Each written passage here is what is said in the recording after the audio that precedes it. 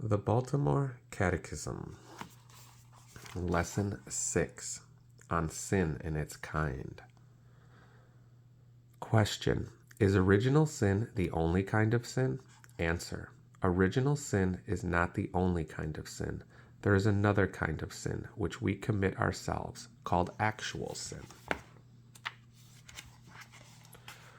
Question: What is actual sin? Actual sin is any willful thought, word, deed, or omission contrary to the law of God. Question: How many kinds of actual sin are there? Answer: There are two kinds of actual sin, mortal and venial. Question: What is mortal sin?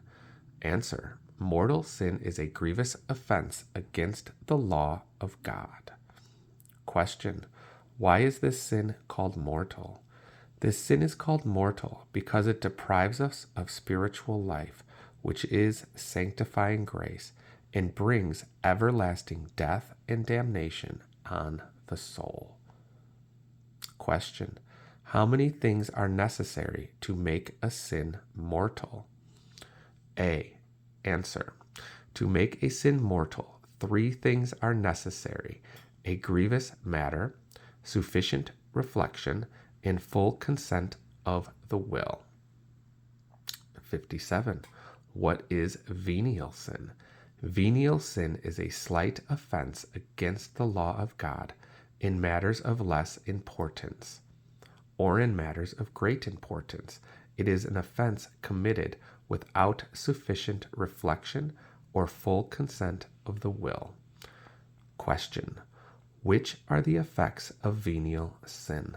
Answer: The effects of venial sin are the lessening of the love of God in our heart, the making us less worthy of His help, and the weakening of the power to resist mortal sin. Question: Which are the chief sources of sin? Answer: The chief sources of sin are 7: pride, covetousness, lust, anger, gluttony, envy, and sloth, and they are commonly called capital sins.